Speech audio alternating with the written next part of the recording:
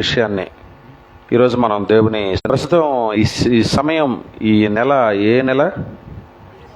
December నెల. ఏంటి ప్రత్యేకత?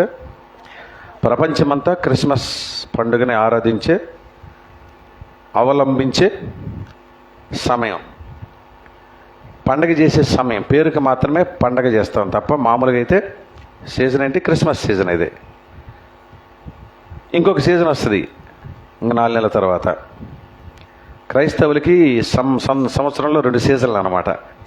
మామూలుగా మనకి వర్షాకాలం ఒక సీజను, ఎండాకాలం ఒక సీజను, మధ్యలో చలికాలం ఒక సీజన్ కదా. క్రైస్తవులు కూడా అంతే. ఈ చలికాలంలో ఒక సీజన్ అన్నమాట. ఏంటంటే క్రిస్మస్ సీజను. ఆ తర్వాత ఎండాకాలంలో ఈస్టర్, గుడ్ ఫ్రైడే సీజన్. ఇంకా మధ్యలో ఇంకేం ఉండదు. ఇక వర్షాకాలం లేదు. పంటలు పండటం, ప్రపంచానికి ఆహారాన్ని పండించటం, లేదంటే ఈ దుమ్మును ధూళిని కడిగి శుభ్రం చేయటం, సమస్తానికి జీవనాధారమైన ప్రాణులకు జీవనాధారమైనటువంటి నీటిని సమకూర్చే వర్షాకాలం లోకల్లో ఉంది. కానీ ఆ సీజను, ఈ వర్షాకాలానికి అనుగుణంగా ఉండే అద్భుతమైన సీజన్ క్రైస్తవుల్లో లేదు. ఎందుకంటే క్రైస్తవుడు వర్షాకాలంలో కూడా పనిచేస్తే కనీసం ఆ సీజన్లో వాక్యం వస్తుంది. అనేక చోట్ల వాక్య విత్తుతాం. ఈ వాక్య పైన జల్లులో అనేక మంది తడిసి మొద్దవుతారు. తమ ఎండిపోయిన ఈ హృదయాల్లో, గాయపడిన ఈ హృదయాల్లో, భయంకరమైనటువంటి పాపంతో నిండిన ఈ హృదయాల్లో ఆ వర్షపు జల్లులు పడి ఆ వాక్యం అనే విత్తనం మొలకెత్తి నలుగురికి ఆహారం పంచే భూమి ఎలా ఫలిస్తుందో, నలుగురికి పరిశుద్ధతను పంచే క్రైస్తవుడు కూడా అలా ఫలించాలని కనీసం ఆ సీజన్ ఉంది. ఆ సీజన్లో మనకు పండగ లేదు. అందుకే మనం దాన్ని పట్టించుకో. సరే, ఏదేమైనప్పటికీ క్రిస్మస్ ఈరోజు మన పండగ. ఈరోజు మన వాక్యం ఏంటంటే, పాఠం పేరు క్రిస్మస్ ఎలా జరుపుతున్నాం. జరుపుకుంటున్నాం కాదు, జరుపుతున్నాం. ప్రశ్న అంటే మనకు మనమే. పొద్దున మనం చేసినప్పుడు ఈరోజు నేను ఏం మాట్లాడుతున్నాను అనేది మనకు అవగాహన ఉంటుందా లేదా? పిచ్చోడికి, లేదంటే అంతే మతి భ్రమించిన వాడికి తప్ప మిగతా ఎవరికైనా నేనేం మాట్లాడుతున్నాను అవగాహన ఉంటుంది. అవునా? నేనేం పని చేస్తున్నాను అవగాహన ఉంటుంది. నేను ఏమి వంట చేస్తున్నాను అవగాహన ఉంటుందా లేదా? స్త్రీకి ఉంటుందా లేదా? నేనేం కట్టుకుంటున్నాను అనే స్పృహ ఉంటుందా లేదా మనిషికి? అది స్త్రీ అయినా పురుషుడైనా.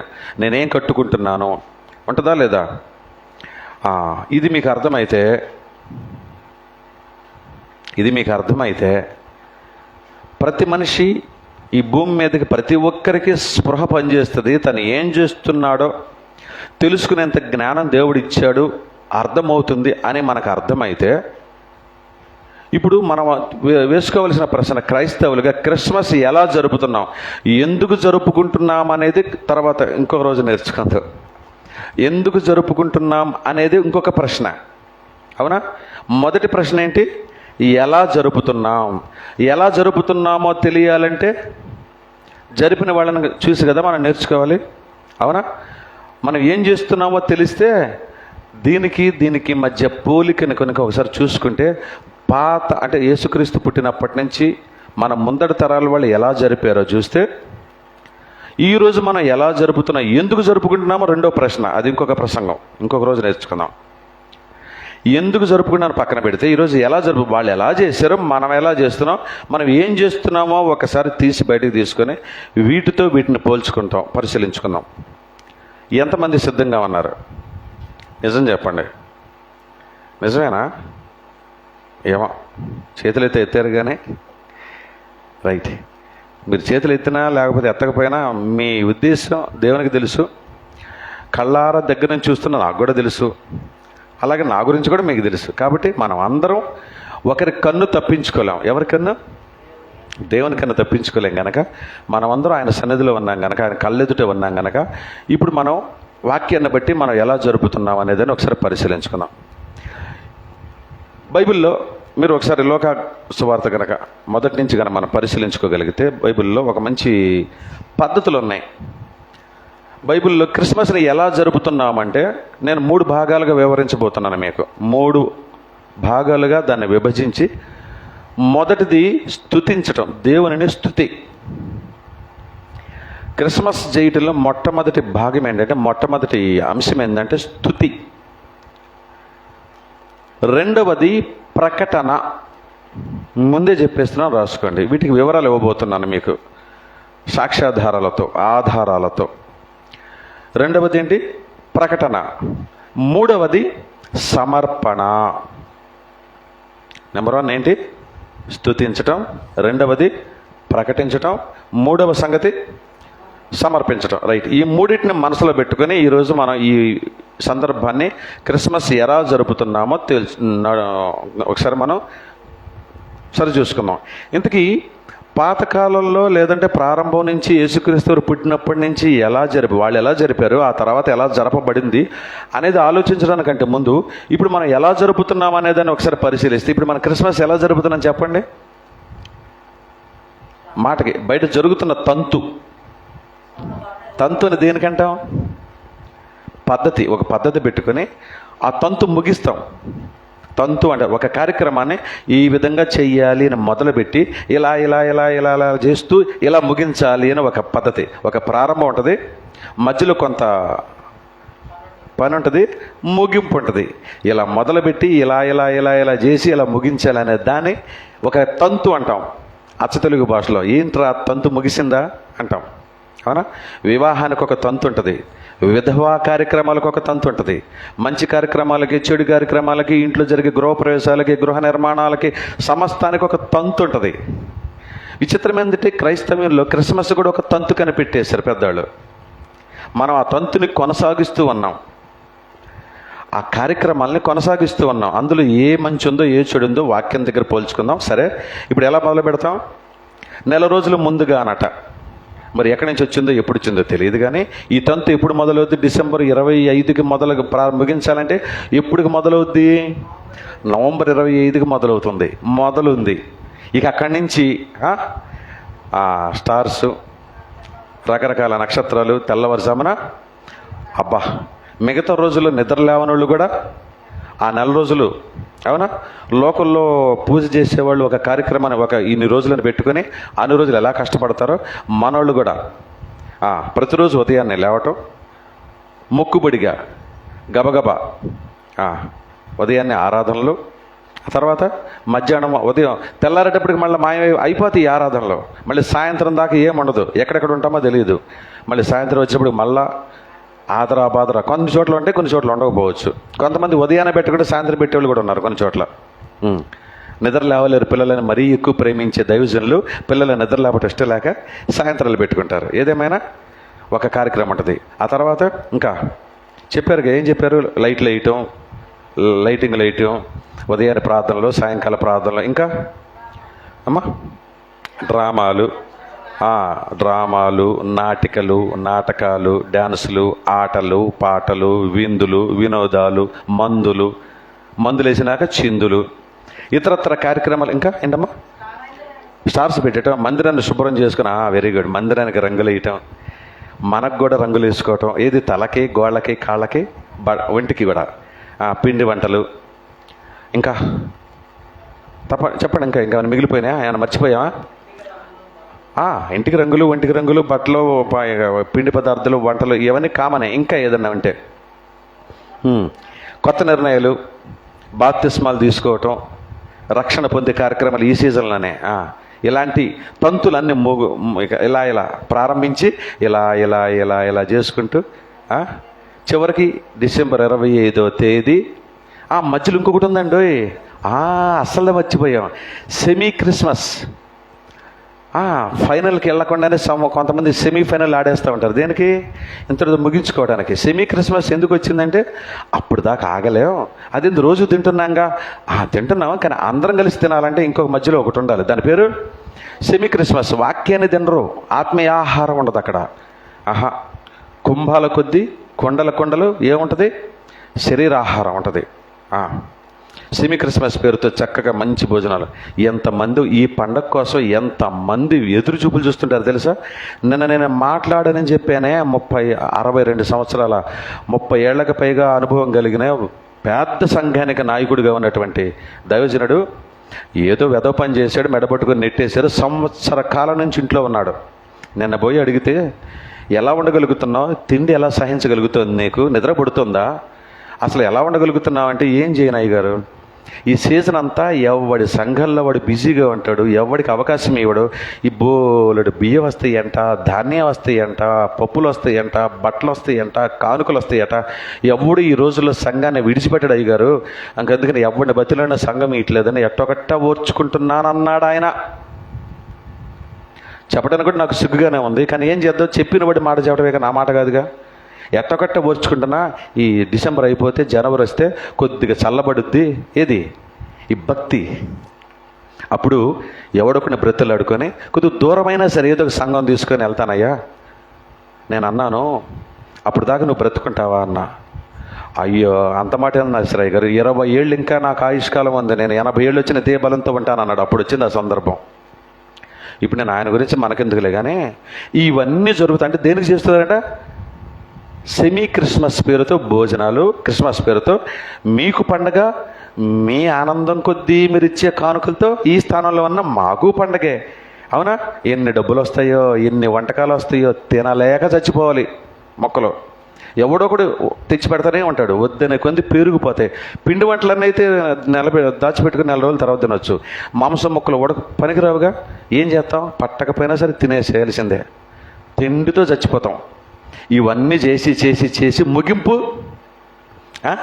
ముగింపు భారీ సెట్టింగులతో బయట లోకల్లో అనౌన్స్ చేస్తాడు కదా, అద్భుతమైన దానితో అట్టహాసాలతో, భారీ సెట్టింగులతో, మంచి మంచి పాటలతో, ఆటలతో, ఫైటింగ్లతో నిర్మించబడిన అని ఒక చలనచిత్రం గురించి ఎలా ప్రకటన చేస్తారో, మనం కూడా ఈరోజు భారీ సెట్టింగులతో, అద్భుతమైనటువంటి ఆటపాటలతో, డ్యాన్సులతో, నాటకాలతో ఆ రోజంతా పండగ చేసి 26కి ఇంక విశ్రాంతులకు వెళ్తాం.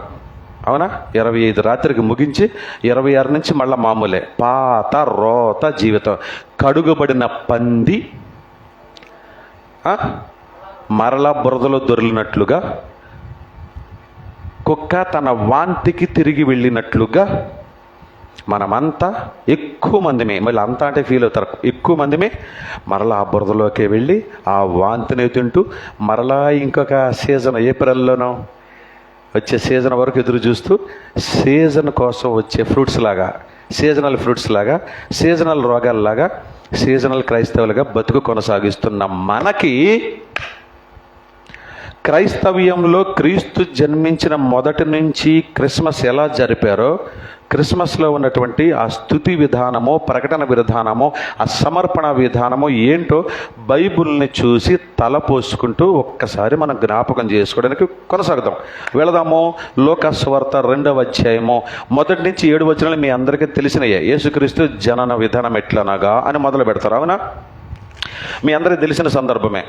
ఆయన ఎలా మొదలుపెట్టాడు ఏంటి అని. అవునా, సో 7వ వచనంలో ఆమె బిడ్డని కనది, పొత్తుగొత్తులతో చుట్టుపెట్టింది, సత్రంలో స్థలం లేనందున ఏం చేసింది, పశువుల తొట్లు, అంటే జననం అయిపోయింది, యేసుక్రీస్తు వారు పుట్టారు. రైట్. ఈ పుట్టినప్పుడు మొట్టమొదటి నుంచి మొదలైందా ఆరాధన అంటే మొదలైంది యేసుక్రీస్తు పుట్టిన రోజు నుంచే మొదలైంది. మొదటి సందర్భాన్ని 8 నుంచి 14 వచనాల్లో ఒక మొదటి మాట ఉందండి. 8 ఆ దేశంలోనట కొందరు గొర్రెల కాపరులు ఏం చేస్తున్నారట, మందను కాచుకుంటూ ఉన్నారు. అవునా, మందను కాచుకుంటూ ఉంటే ఇప్పుడు మొదటి పద్ధతి ఏందని చెప్పాను, యేసుక్రీస్తు వారిని క్రిస్మస్ అంటే క్రీస్తుని ఆరాధించటం అనే విషయం మనకు అర్థమైతే, క్రీస్తు ఆరాధనలో మొదటి విధానం ఏంటని చెప్పాను, స్తుతించడం అంటే ఏంటో. Okay, right. ఇప్పుడు మనం 8 నుంచి 14లో కొన్ని సంగతులు ఉన్నాయి. 9 వచనం, ప్రభువు దూత వారి యొద్దకు వచ్చి నిలిచెను, ప్రభువు మహిమ వారి చుట్టూ ప్రకాశించినందున వారు మిక్కిలి భయపడిరి. తర్వాత, అయితే ఆ దూత భయపడకుడి, ఇదిగో ప్రభువుకి కలుగు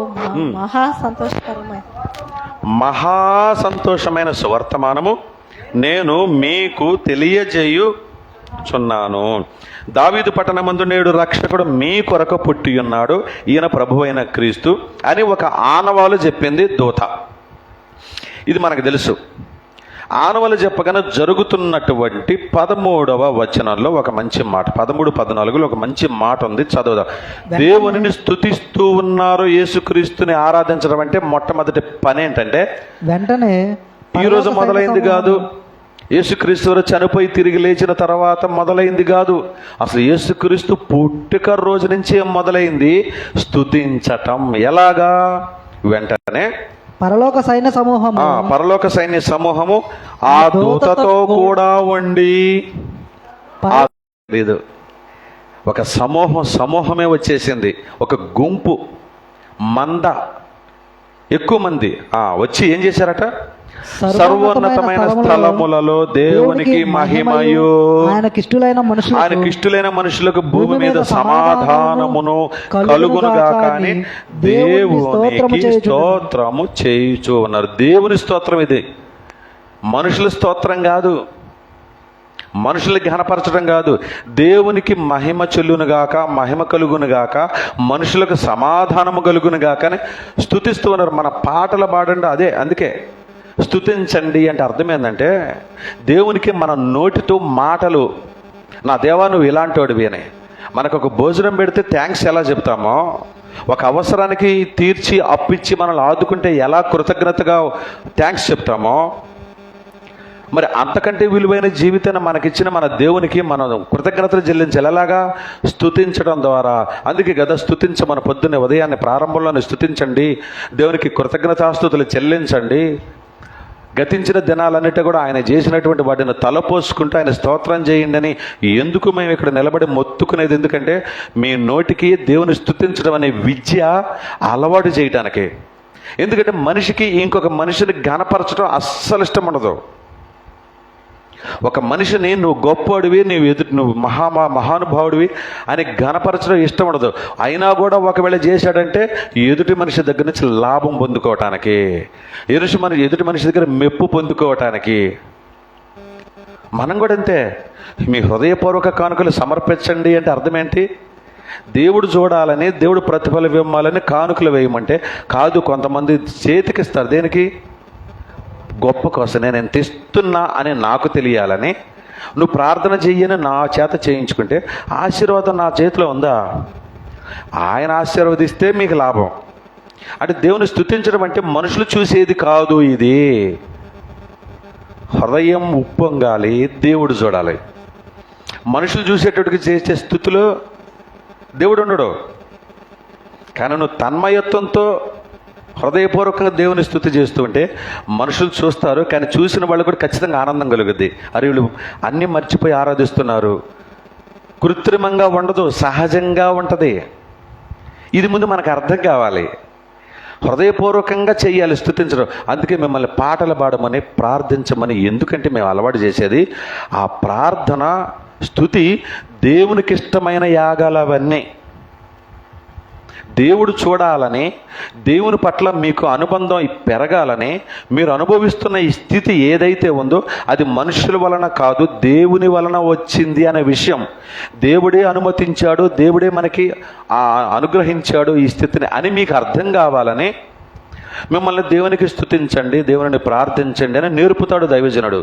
ఇది దైవజనుడు నేర్పు కాదు. ఇది మొట్టమొదట దేవదూతలు చేసి, గొర్రెల కాపర్లు కూడా అదే చేశారు.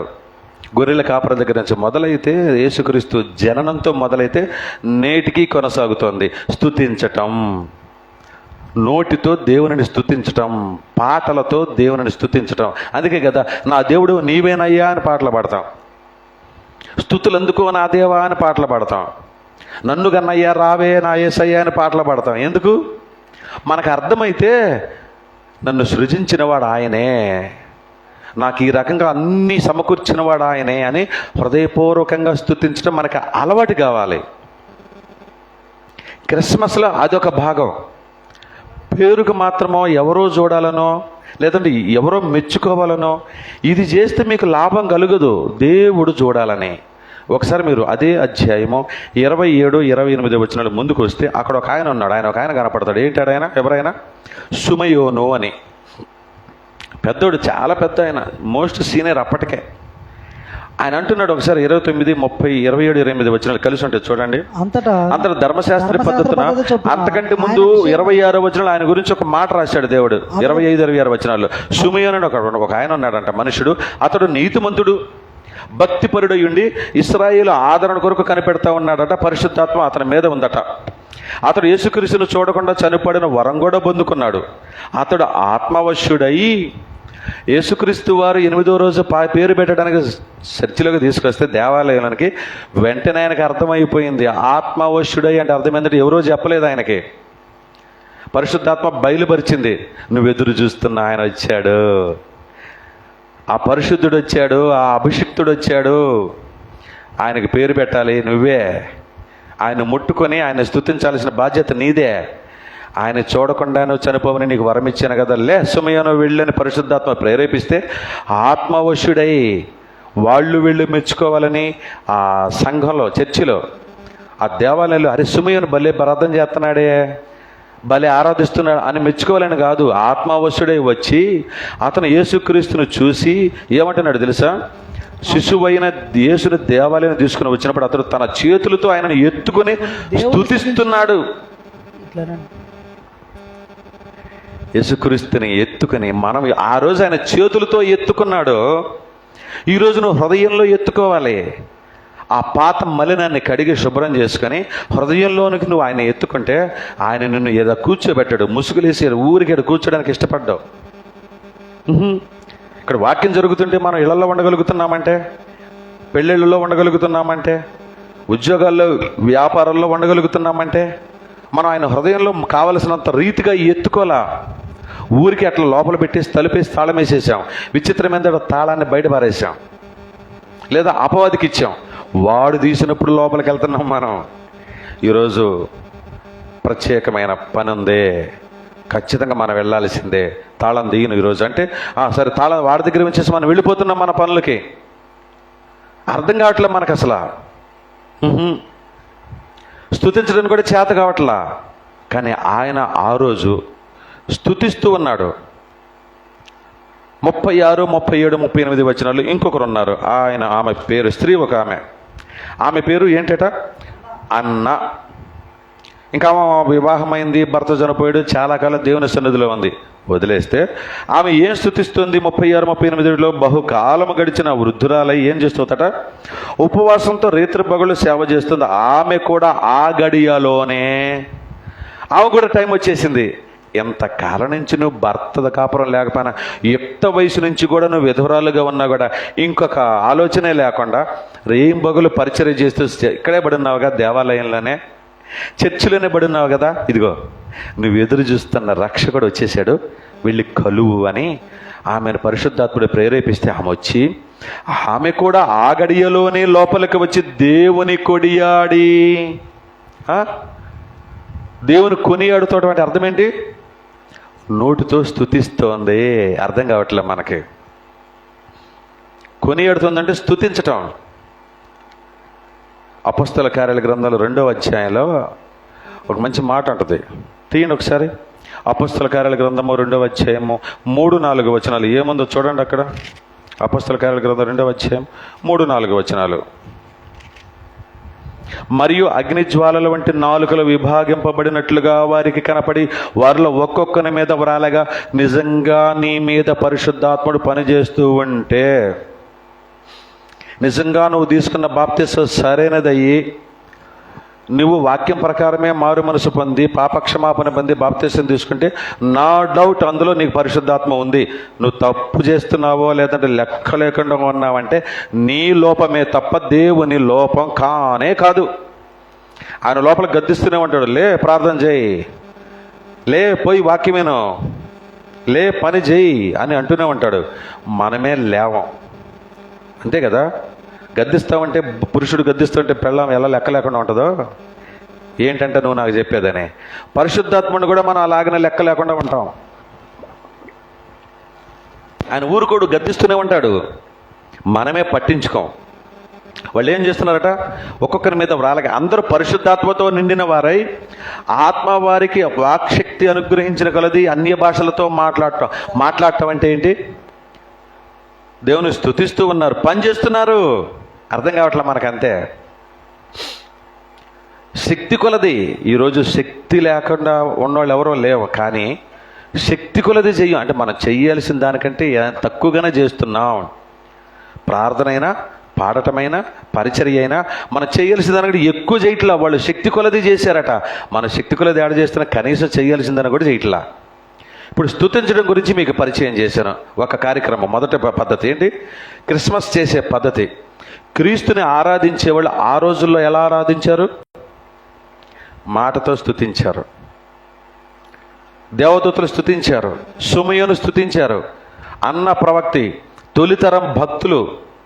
ఈరోజు మనం క్రొత్త నిబంధనలో ఉన్న అధ్యాయాలు మొత్తం పుస్తకాలన్నీ చదువుతుంటే వాళ్ళు ఏ విధంగా స్తుతించారు, ప్రార్థించారు, పాటలు పాడారు, ఉపవాసం ఉన్నారు, అద్భుతాలు చేశారు. ఎంతో జరిగింది స్తుతి. నెంబర్ 2, రెండో విధానం ఏంటన్నాను? రెండో విధానం ఏం చెప్పాను? ప్రకటన. రైట్. ఇప్పుడు మరలా లోకాసువార్తలోకి వచ్చేద్దాం. లోకాసువార్తలో 2వ అధ్యాయంలోకి వచ్చేసి 15, 16, 17 వచనాల్లో ఒక అద్భుతమైన సంగతి రాసి పెట్టాడు దేవుడు. చిన్న సంగతే, ఒకే 2-3 లైన్లు ఉంటుంది, కానీ దానిలో మనం ఇన్ని సంవత్సరాలు అవుతున్నా సరే మనం పాఠాలు నేర్చుకుంటూనే ఉన్నాం. ఏముంది అక్కడ? 15, 16 గొర్రెలు దూతలు వేసేసారు. దూతలు వెళ్ళిపోయారు ఎక్కడి నుంచి స్తుతించి. ఇప్పుడు ఏం చేశారంటే జరిగిన ఈ కార్యాలు ప్రభువుకు తెలియపరిచారు. ఎవరు? గొర్రెల కాపర్లు అనుకుంటున్నారు అని బెత్లెహేము వరకు చూద్దాం వెళ్ళని చెప్పి వచ్చి ఒకడికొకడు వచ్చుకొని చెప్పుకొని త్వరగా వెళ్ళి మరియును యేసేపును తొట్టులో పడుకున్న శిశువును చూశారు. కళ్ళతో చూశారు. నిజమే, జరిగింది, కళ్ళతో చూశారు. ఇప్పుడు చూసిన దాన్ని ఏం చేస్తున్నారు? ఈ శిశువును గూర్చి తమతో చెప్పబడిన మాటలు ప్రచురము చేశారు. చేస్తే అక్కడ జరుగుతున్నది ఏంటి? గొర్రెల కాపరులు తమతో చెప్పిన సంగతులు విన్న వారందరూ మిక్కిలి ఆశ్చర్యపడిరి. అయితే మరి చాలు మిక్కిలి ఆశ్చర్యపడిరి. మొట్టమొదటి జరిగిన పని ఏంటి? ప్రచురింపబడుతోంది. మొట్టమొదటి సువార్త ప్రకటించబడుతుంది ఆ రోజు. మరి సువార్త అంటే ఇదొకటేనా అనుకున్నారు? మళ్ళీ పాత నిబంధన గ్రంథంలో కూడా చాలా సంగతులు ఉన్నాయి. దేవుని గురించిన ప్రతి వార్త సువార్తనే. అయితే ఇది మన ఆత్మలను రక్షించి మనల్ని పరిశుద్ధపరచబడిన కొత్త సువార్త. యేసుక్రీస్తు వారి మరణ సమాధి పునరుద్ధానపు సువార్తకి ప్రారంభం అది. ఏం చేశారు వాళ్ళు? సువార్తను ప్రకటించారు. స్తుతించడం అయిపోగానే పరిగెత్తుకుంటూ వచ్చారు, శిశువును చూశారు, తల్లిదండ్రులను చూశారు, అర్థమైపోయింది. స్తుతించడం ప్రకటించడం మొదలుపెట్టారు. అవునా? ఇప్పుడు 29, 31లో కూడా ఇందాక మనం మాట్లాడుకున్న సుమయోను కూడా స్తుతించడం అయిపోయినాక ఆయన కూడా ప్రకటిస్తున్నాడు. ఈ గొర్రెల కాపరులు ప్రకటించగానే విన్న వాళ్ళంతా ఏం చేశారట? ఆశ్చర్యపడిరి అని రాయించాడు దేవుడు. ఎంత కొద్దిగానా ఎక్కువగానా? మిక్కిలి ఆశ్చర్యపడ్డారట. ఏంది గొర్రెల కాపర్లు ఎంత గొప్పగా చెబుతున్నారు సువార్తని? నిజమేనా? వీళ్ళు చెప్పేది నమ్మొచ్చంటావా అని ఆశ్చర్యపోయారు. ఇప్పుడు సుమయోను కూడా ప్రారంభిస్తున్నాడు. ఏంటట? నాథా, ఇప్పుడు నీ మాట చొప్పున సమాధానంగా పోస్తున్నావు. అన్ని జనులకు నిన్ను బయలుపరచడానికి వెలుగుగా వచ్చాడు ఈ శిశువు. నీ ప్రజలైన ఇశ్రాయేలుని మహిమపరచడానికి వచ్చాడు ఈ శిశువు. కాబట్టి ఈయన ఎవరయ్యా అంటే సకల జనులకి నువ్వు ఏర్పరిచిన రక్షణ, నీ రక్షణ.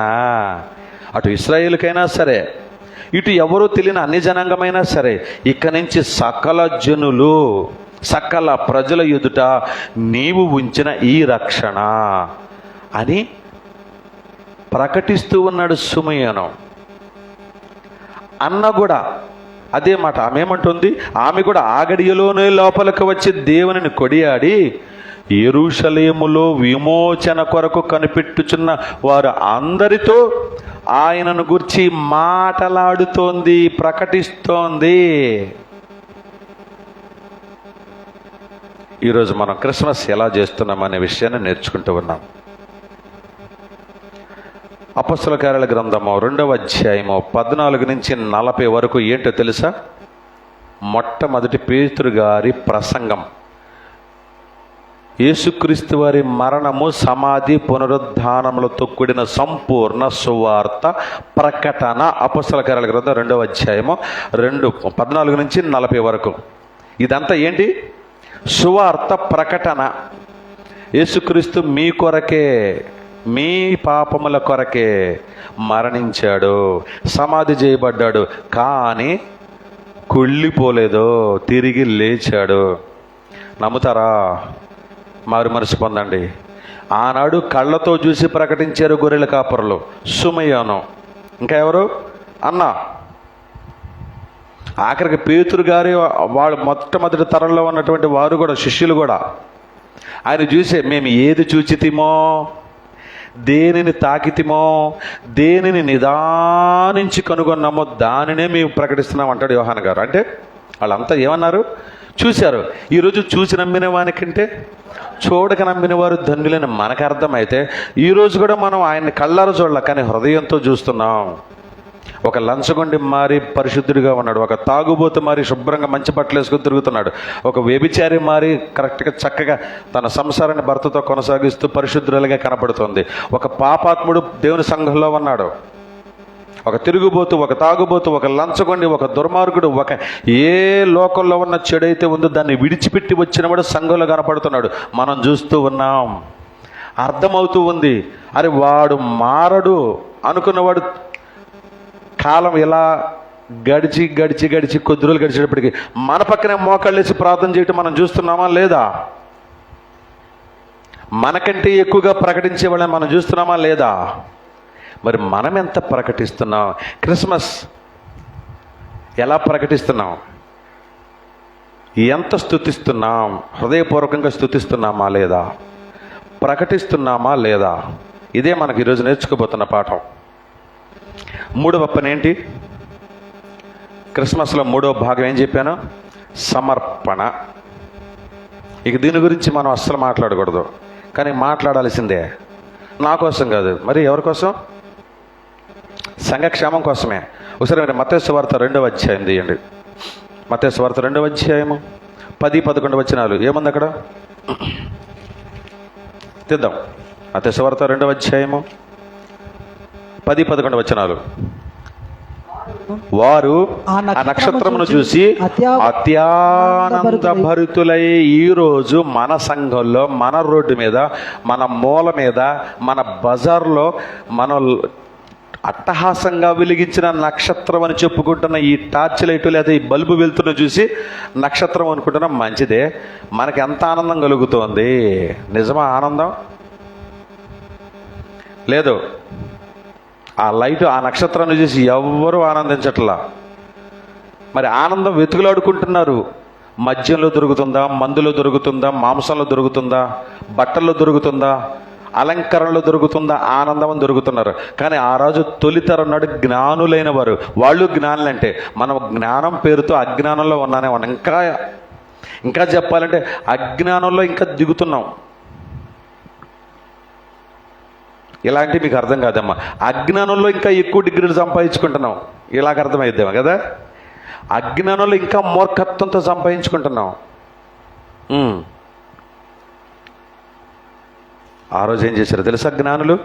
వారు ఆ నక్షత్రమును చూచి అత్యానంద భరితులై ఇంటిలోనికి ఎక్కడలేని. ఎందుకంటే ఎంతో ప్రయాసపడి వచ్చారబ్బా. ఎన్నాళ్ళు తెలిసే వాళ్ళ ప్రయాణం? ఎన్నోసార్లు చెప్పాను మీకు. ఎన్నాళ్ళు గుర్తులేదు. ఏం చేస్తాం? ఏమనలేను. సుమారుగా 2 సంవత్సరాలు. వాళ్ళు వచ్చినాటికి యేసుక్రీస్తు వారి ఆ కాలంలో చుట్టుపక్కల ప్రాంతాలు ఎంత వయసు ఉన్నాళ్ళని పిల్లల్ని చంపేశారు? సుమారు 2 సంవత్సరాలు. అంటే సుమారుగా 2 సంవత్సరాలప్పుడు యేసుక్రీస్తు పుట్టినప్పుడు ఆకాశంలో నక్షత్రాన్ని చూసి బయలుదేరి వచ్చారు. వాళ్ళు వచ్చి యేసుక్రీస్తు వారిని చూసినప్పటికీ యేసుక్రీస్తు ఉయ్యాల్లో ఉన్న పిల్లాడు కాదు, సుమారుగా 2 సంవత్సరాల వయసున్న బాలుడు. ఇంట్లోకి వచ్చి ఆయన చూసి అందుకే అంత ఆనందం వచ్చింది. 2 సంవత్సరాల క్రితం, 18 నెలలు అయిందో, 20 నెలలు అయిందో, 22 నెలలు అయిందో, అంత ప్రయాణం చేసి వచ్చారు కనుకనే, అష్ట కష్టాలు పడి వచ్చారు కనుకనే, ఎక్కడెక్కడి నుంచో వచ్చి ఆ రోజున్న పరిస్థితుల్లో, ఆ విపత్కర పరిస్థితుల్లో తాము తీసుకొస్తున్న విలువైన కానుకల్ని దోపిడీ చేసి ఏ దొంగ తమ ప్రాణాలు తీయకుండా దేవుడు కాపాడాడు కనుక అంత విలువైన కానుకలను తీసుకొచ్చిన విలువైన తమ ప్రాణాలని ఆ ప్రభువును చూడగానే తట్టుకోలేనంత ఆనందంతో తెప్పరిల్లాక అల్లాడిపోయారు, తట్టుకోలేక ఆనందాన్ని. అందుకే దేవుడు రాయించాడు అత్యానంద భరితులై. ఈరోజు మనం ఏం ఆనందం అనుభవిస్తున్నాం? యేసుక్రీస్తు వారు మన హృదయంలో ఉంటే ఆనందమే లేదు. అత్యానందం అనే మాటకి మనకు అర్థమే తెలియదు. ఈరోజు ఆదివారం అనే స్పృహ మీలో ఎంతమందికి ఉందంటే చెయ్యెత్తుతారు అందరూ, ఏమాత్రం భయం లేకుండా. రాత్రి పడకల మీదకి వెళ్ళేటప్పుడు ఈరోజు ఆదివారం పొద్దున్నే లేచి దేవుని పని కొరకు ప్రాకులు ఆడాలి అన్నోళ్ళు చేయెత్తండి అంటే ఇప్పుడు ఎత్తండి, ఇప్పుడు అడుగుతాను నేను.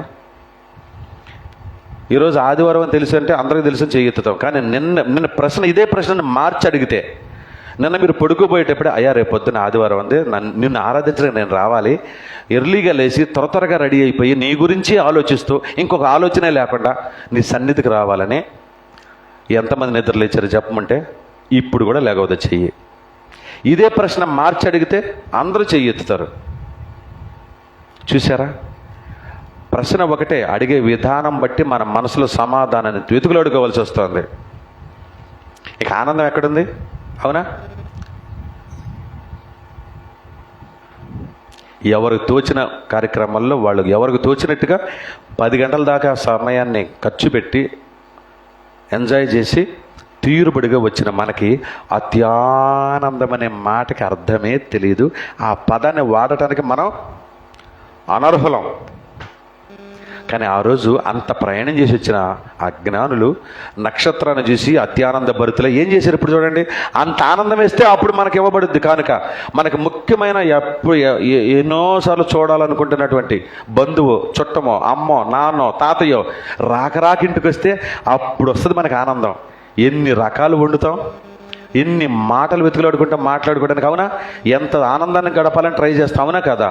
రోజు వచ్చి నాన్న, రోజు వచ్చి అమ్మ, మాటికి పక్కింట్లోనే ఉండే అత్త మామ అయితే ఉంటుంది ఆనందం? లేదు. ఆనందం లేదు మనకి. కానీ వాళ్ళు అంత ప్రయాసపడి వచ్చారు కనుక వారి ఇంట్లోకి వెళ్ళి చదవండి ఏమైందో. అత్యానంద భరితులు ఇంట్లోనికి వచ్చి తల్లి అయిన మరియను ఆ శిశువును చూసి సాగిలపడి ఆయన పూజించి తమ పెట్టెలు విప్పి బంగారమును సాంబ్రాణిని బోళమును కానుకలుగా సమర్పించారట. ఇక తీసుకో అని అనలా. ఈరోజు మనలో కొంతమంది తీసుకొచ్చి కానుక ఇచ్చేసి ప్రార్థన చేయమని అడుగుతారు. చూడాలని సమర్పించడం అంటే ఏంటో తెలియదా? తెలుసా మీకు? తెలీదా? తెలియదు మనకి చాలామందికి. సమర్పించడం అంటే హృదయపూర్వకంగా అర్పించటం. ఈ రోజుల్లో భార్య కూడా తన భర్తకి హృదయపూర్వకంగా అర్పించటం లేదు, తన హృదయాన్ని, తన శరీరాన్ని. మొక్కుబడి. ఏమైనా తేడా వస్తే నువ్వు కాకపోతే ఇంకొకటి అని వీడు అంటాడు, నువ్వు కాకపోతే ఇంకొకడని ఆమంటోంది. ఇది మన భార్య భర్తల బంధం కదా. సమర్పించడం అనే మాట కూడా మనకి అర్హత అయిపోయింది, వాడకూడని పదం అయిపోయింది దురదృష్టవశాత్తు. కానీ మనకు వరుడుగా ఉన్న ఆయన తన సమస్తాన్ని మన కొరకు అర్పించాడు, ప్రాణంతో సహా. అర్థం కావట్లా. మనం కేవలం మన హృదయాన్ని అర్పించలేకపోతున్నాం దేవునికి. ఆ రోజు వాళ్ళు హృదయపూర్వకంగా కానుకలు అర్పించారు. అవునా కదా? తెలియట్లే మనకి. అపొస్తల కార్యాలు 2వ అధ్యాయంలో ఒకసారి వస్తే, అపొస్తల కార్యాల గ్రంథం 2వ అధ్యాయంలో మంచి మాట ఉంటుంది. తీద్దామా ఒకసారి? 44, 45, 46 వచనాలు తీసి చూద్దామండి ఒకసారి. అపొస్తల కార్యాల గ్రంథం 2వ అధ్యాయం. విశ్వసించిన వారందరూ ఏకముగా కూడి తమకు కలిగినదంతయు సమిష్టిగా ఉంచుకున్నారట. ఇది నీ ఇల్లు, అది నా ఇల్లు, ఇది నీ స్థలం, ఇది నా స్థలం, గోళ్ళ కట్టుకుని ఇలా లేదు, సమిష్టిగా ఉన్నారట. ఇదియుగాక వారు తమ చరస్థిరాస్తులను అమ్మి, చరస్థిరాస్తులను అమ్మి అందరికి ఎవరు చెప్తే అమ్మారు చూద్దాం. అందరికి వారి అక్కర కొలది పంచిపెట్టిరి. మరియు వారు ఏకమనస్కులై ప్రతిదినము తప్పక దేవాలయాల్లో కూడుకుంటూ, మనం ఆదివారం రావటమే కష్టమైన మనకి ఈ మాటకి అర్థమైతే ప్రతిదినము తప్పక కూడుకుంటూ ఏం చేస్తున్నారట? ఇంటింటా రొట్టె విరుస్తూ దేవుని స్తుతిస్తూ అందరి వలన దయ పొందిన వారై నిష్కపటమైన ఆనందం వచ్చేస్తుంది వాళ్ళకి. పని చేస్తుంటే, ప్రార్థన చేస్తుంటే, ఆస్తి పంచుతుంటే. ఈరోజు సమకూర్చుకుంటే వస్తుంది ఆనందం, ఆ రోజు పంచితే. ఇంతకీ ప్రారంభంలో ఒక మాట అన్నాడు, వారు తమ చిరాస్తులను అమ్మి. ఎవరు చెప్తే అమ్మారు? పాస్టర్ గారు ఆయన ప్రేరేపించాడా? మీ మెళ్ళ బంగారం ఎందుకో డబ్బాలో వేయండి, మీ ఆస్తులను మిమ్మల్ని అడుగుతున్నాడు దేవుడు, మీ దశం భాగాలు తీసుకొచ్చి కానుక వేయండి, మీకు లేకపోతే మీకు నష్టం జరుగుద్ది. అవునా? ఎంత నిస్సిగ్గుగా, కొంచెం కూడా భయం లేకుండా భయంకరమైన ప్రకటనలు గుప్పిస్తూ ఉన్నారు. ఆస్తులు సమకూర్చుకోవటానికి, మీ ఆస్తులను దోచుకోవటానికి ఇక్కడి వారు ఆస్తిపరులుగా కావటానికి మిమ్మల్ని ప్రేరేపిస్తున్నారు. కానీ ఆ రోజు వాళ్ళు ఎవరిని ప్రేరేపించలా. వాక్యం ప్రకటించబడుతుంటే ఆనందం తట్టుకోలేక, అరే ఈ ఆస్తి ఉంటేనేం పోతేనేమే. మన రోమపత్రిక 6వ అధ్యాయం 12వ వచనంలో, మరణమును చావునకు లోనైన మీ శరీరాన్ని ఎందుకురా మీరు ఇలా చేస్తున్నారని అడిగాడే మొదటి ప్రసంగంలో. చచ్చిపోయే దేహానికి ఇంత ఆస్తి ఎందుకు, ఇన్ని గదులు ఇళ్ళు ఎందుకు, ఇంత బంగారం ఎందుకు, అమ్మి పారేద్దామని దైవజనుడు ప్రేరేపిస్తే కాదు, తమకు తాము ప్రేరేపించబడి ఏం చేశారు? చరాస్తి స్థిరాస్తి. చరాస్తులంటే ఇళ్ళు, వాకిళ్ళు, పొలాలు, ఈ స్థిరాస్తులు ఇవన్నీ. చరాస్తులంటే ఒంటి మీద ఉండే బంగారమో లేదంటే బండ్లు, వాహనాలు, ఇలాంటివి. ఏది ఉంటే అది అమ్మి ఇక్కడ తీసుకొచ్చి పెడితే దైవజనుడు ఎవరికి చెప్పకుండా, మీరు ఒక చిన్న వస్తువు కొనిస్తే మమ్మల్ని ఆరాధిస్తున్నారు, అడుగుతున్నారు, నేను తెచ్చింది ఏది కనపట్టలేదే, నా ఫ్యాన్ ఏది, నేను తెచ్చిన ఫ్యాన్ ఏది, నేను తెచ్చినది అదేది, నేను తెచ్చి ఇదేదని అడుగుతాం మనం. ఆ రోజు ఆస్తి తెచ్చిస్తే వాళ్ళు అడగల. కానీ వీళ్ళు కూడా భలే తెచ్చిచ్చారు, భలే మోసం చేశాం కదా, భలే బాయి చేశాం కదా, ఈ డబ్బా తీసుకెళ్ళి మనకు అక్కడ పొలం కొను, అక్కడ స్థలం కొను, ఏమమ్మా ఇట్రా ఫాస్టమ్మా, ఇది తీసుకెళ్ళి పిల్లలకి బంగారం కొనేసి రేపు వెళ్దాం, మధ్యాహ్నం భోజనం చేసుకుని గుంటూరు వెళ్ళిపోతాం, బంగారం కొనుక్కోద్దు. ఇలా కాదు, వాళ్ళు కూడా ఏం చేశారు తెలుసా? తీసుకున్నవాళ్ళు అక్కరగలిగిన వాళ్ళకి ఎక్కువై హృదయపూర్వకంగా ఇచ్చిన వాళ్ళ ఆస్తిని అక్కరగలిగిన వాళ్ళకి పంచిపెట్టారట. ఈరోజు మనకు అర్థం కావట్లేదు ఈ ప్రశ్న, ఈ సమాధానం. ఇంతవరకు ఈ అవగాహన లేకుండా పోతుంది. అంటే అంటే అర్థం ఏంటి? సంఘంలో ఇవ్వగలిగిన వాళ్ళేనా, ఇవ్వలేని వాళ్ళు కూడా ఉన్నారా? చెప్పాలి. ఇవ్వగలిగిన వారేనా, ఇవ్వలేని వారు కూడా ఉన్నారా సంఘంలో? ఇప్పుడు ఇవ్వలేని వారికి సంఘంలో వచ్చే అర్హత ఉందా లేదా? అంటే ఇప్పుడు కానుకల డబ్బాలు కానుక వేయకుండా కూడా వచ్చి ప్రార్థన చేయొచ్చా? వాక్యం వినొచ్చా? పరిశుద్ధంగా బ్రతకొచ్చా? నిజం చెప్పాలి కదా. కానీ మనకి సిగ్గుపడతావు వేయకపోతే. నేర్పేశారు అలాగా. అంటే నేను హృదయాన్ని అడుగుతున్నాడా, నీ డబ్బును అడుగుతున్నాడా అనేది కూడా జ్ఞానం మనకు తెలియటల్లా. కానుక వెయ్యని వాళ్ళు కూడా బోలెడు మంది ఉండొచ్చు. ఉన్నవాళ్ళు, హృదయపూర్వకంగా ప్రేరేపించబడిన వాళ్ళు, దేవుని చేత ఆత్మావశులైన వాళ్ళు, ఏం పర్వాలేదు, ఈ కానుకిస్తే నాకేమీ నష్టం పోదు, నాకేమీ ఉపవాసం ఉండను, పస్తులు ఉండను, నా దేవుని కొరకు నేను ఇస్తా అనుకున్న వాళ్ళు ఆస్తిపరులైనా బీదలైనా వేయచ్చు. లేకపోతే అక్కడ కూర్చుని ప్రార్థన చేసుకుంటూ ఉండొచ్చు. ఇప్పుడు మనం ఏం చేయాలి? వేసిన వాళ్ళ కానుకల్లోంచి మరలా తీసి లేని వాళ్ళు కూడా పంచిపెట్టే అంత మనసు కలిగిన వాడై ఉండాలి. ఇక్కడ నిలబడి బోధించేవాడు. వాని అక్కర కొలది పంచిపెట్టారట. వారు ఏక మనసుకులే దేవాలయాలు కూడుకోవటానికి, ప్రార్థన చేసుకోవడానికి ఇచ్చినంత ప్రాధాన్యత డబ్బులు దాచిపెట్టుకోవడానికి, ఆస్తులు సమకూర్చడానికి ఇవ్వలా. మనకు అర్థం కావట్లేదు అంతే.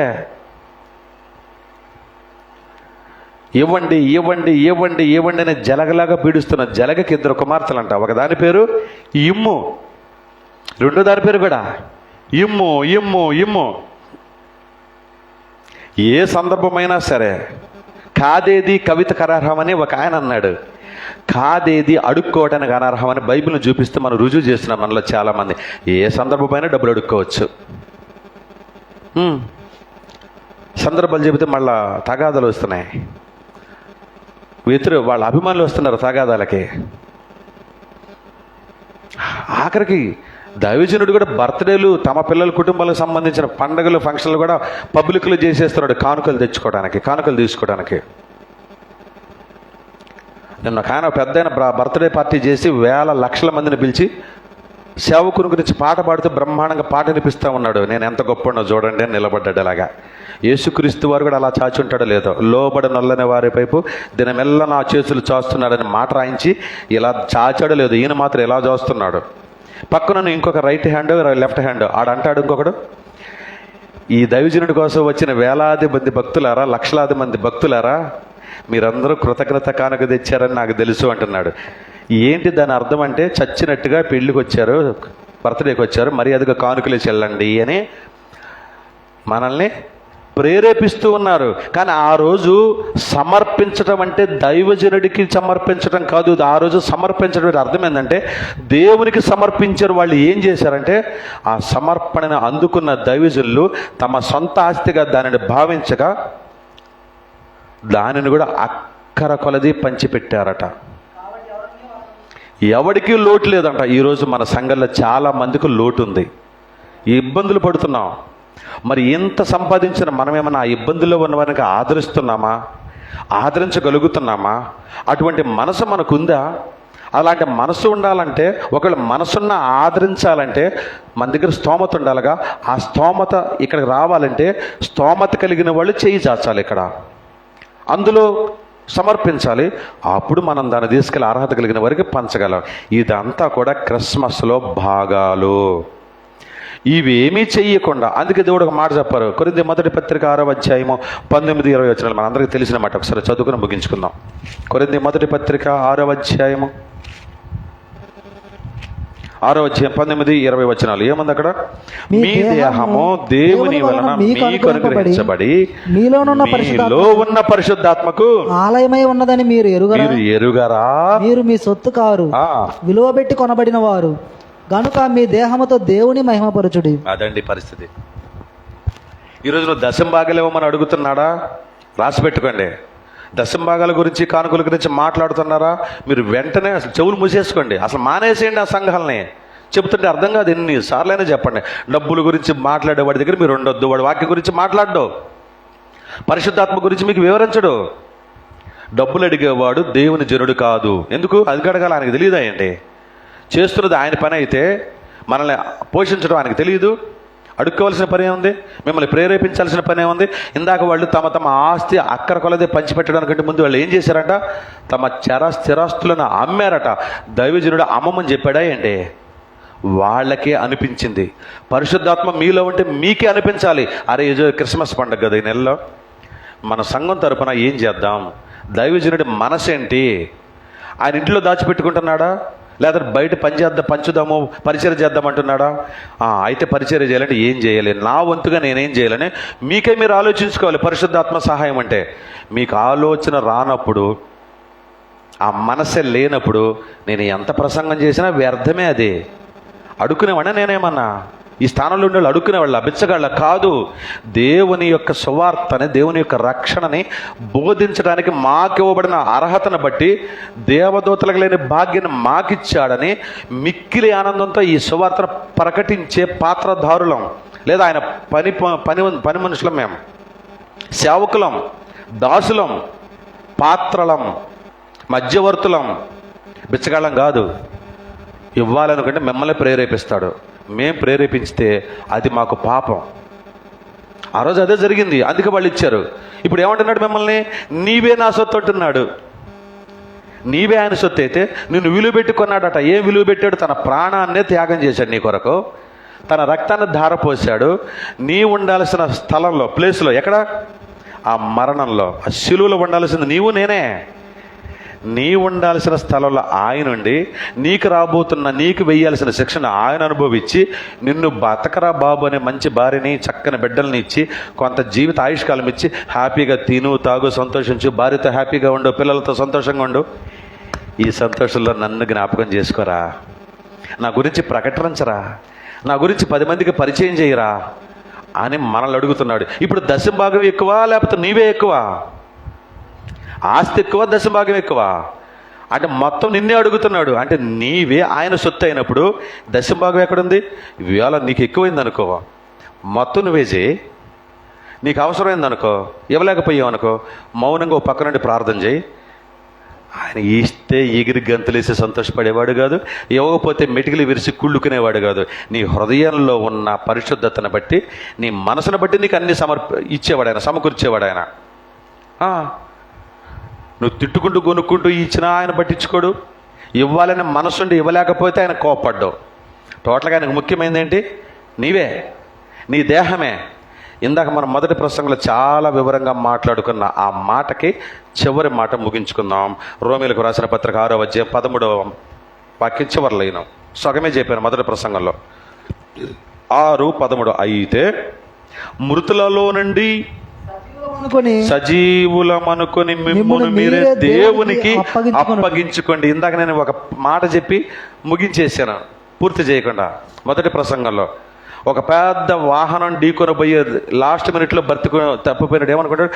అమ్మయ్య బతికిపోయాను అనుకున్నాడా లేదా? ఓ పెద్ద జబ్బులోంచి ప్రమాదంలోంచి బయటపడి అమ్మయ్య బతికనరా బాబాయ్ అనుకున్నాడా లేదా? ఇప్పుడు అలాగనే మీరు కూడా అగాధంలో పడబోతుంటే, మహా అగాధం దాని పేరు, నిత్య నాశనం దాని పేరు, అగ్నిగుండం దాని పేరు, నిత్య నరకం దాని పేరు. అందులోంచి పడిపోతుంటే మిమ్మల్ని తన ప్రాణాన్ని వెలగాబెట్టి చెల్లించి కాపాడితే ఇప్పుడు మీరు అనుకోవాలంట, అమ్మ బాబోయ్ నరకం వెళ్ళకుండా తప్పించుకున్నాను నాయనోయ్ అని మీకై మీరు అనుకొని మిమ్మల్ని మీరే దేవునికి అప్పగించుకోండి. ఇంకా బతికితే నీ కొరక బతకాలయ్యా, ఇంకెందుకయ్యా ఈ దరిద్రం, చచ్చుంటే ఎప్పుడో పోయి ఉండేవాడిని. నాకు అర్థమైంది 8 ఏళ్ల క్రితమే నరకంలో పడి ఇప్పటికే కాలుతూ ఉండేవాడిని. 8 జ్ఞాపకార్థ గుడికలు అయిపోయి ఉండేవి. నాకు అర్థమవుతుంది బ్రతికి ఉన్న ప్రతిదినం ఆయన పని చేయాలని. ఈ క్రమంలో ఆటుపోట్లు ఉంటాయి, ఎదురు దెబ్బలు ఉంటాయి, అవమానాలు ఉంటాయి, చాలా ఉంటాయి పరీక్షలు. ఆ పరీక్షలో ఒక్కొక్క దాన్ని జయిస్తూ జయిస్తూ ముందుకెళ్ళాలి.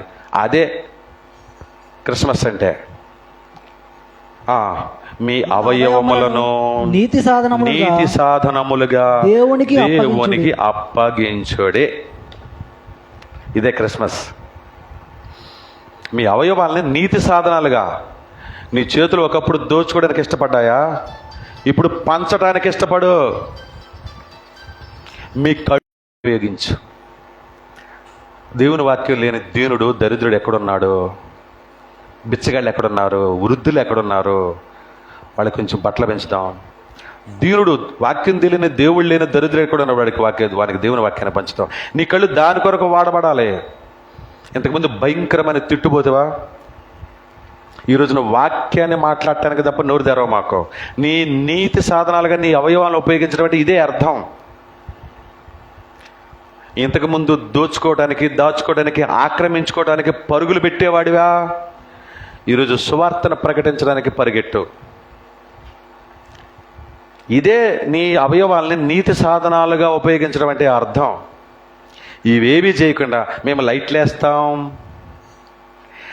లైటింగ్లు పెడతాం, భోజనాలు వండుతాం, రంగులు వేస్తాం, డ్యాన్సులు వేస్తాం. ఇప్పుడు చెప్పండి, క్రిస్మస్ ఎలా జరుపుతున్నాం? ప్రకటిస్తున్నామా లేదా? సమర్పిస్తున్నామా లేదా? హృదయపూర్వకమైన సమర్పణ. ఆయనను ఆరాధించువారు ఆత్మతోనూ సత్యముతోనూ ఆరాధించాలి. మీ పూర్ణ బలముతో, నీ పూర్ణ శక్తితో, నీ పూర్ణ ఆత్మతో. చూసారా?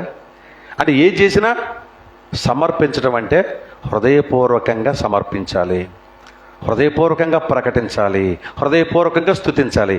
హృదయము లేదా ఆత్మ, ఈ ఆత్మ లేని ఈ మిగతావి ఏవి చేసినా సరే అది క్రిస్మస్ కాదు. కాబట్టి దేవుని పిల్లలారా, ఈరోజు క్రిస్మస్ ఎలా జరుపుతున్నామో ఆలోచించాం. దేవుని చిత్తమైతే మనందరం బ్రతికి బాగుంటే ఈసారి ఎందుకు జరుపుతున్నాం అనే దాని గురించి ఆలోచిద్దాం. ఓకే? దేవునికి మహిమ కలుగును గాక. తలల వంచండి, ప్రార్థన చేస్తాం.